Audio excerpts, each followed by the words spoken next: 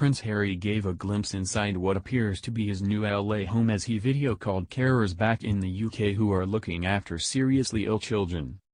The video chat, which is believed to have taken place last weekend, showed the prince speaking with families supported by children's charity Well Child, which has been a patron of since 2007.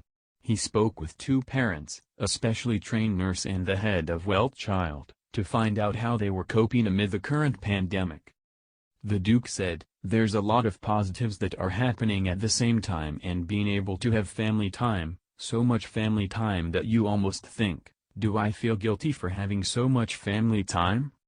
You've got to celebrate those moments where you are just on the floor rolling around in hysterics. Inevitably, half an hour later, maybe a day later, there's going to be something that you have to deal with and there's no way you can run away from it." The video showed Harry sat down, with a brown cupboard and cream wall behind him. Harry, who has been a patron of Well Child for more than a decade, said, "It's very nice to see the familiar faces on here." Leanne Cooper has a 13-year-old daughter Sophie who has cerebral palsy, dystonia and scoliosis, explained how scary the current situation is.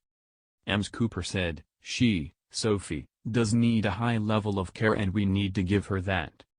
The virus aside, that doesn't stop, we still have to give that volume of care, 24/7. Now, with the virus, on top of everything else, with us in isolation and lockdown, I can't even put into words just how scary a time it is. There is a lot of information out there but not a lot for vulnerable families and certainly not for children with complex medical needs. If we're in a position where carers can't come to work because they might be symptomatic, there is no way we would survive. Craig Hatch cares for his 21-year-old son Fraser, who has cerebral palsy, epilepsy, neuromuscular scoliosis, osteoporosis, chronic lung disorder and type 1 diabetes. He said, "It's scary. We are frightened because we know if the virus gets in our house, if Fraser contracts the virus, then we know the implications of that are quite severe and we also don't know how we would cope with any hospital admission. We are getting all the supplies in that we need to get but we're always worried that they're going to run out, we're not going to get the prescriptions that we need." Harry praised the families, calling them super parents for their strength during these tough times.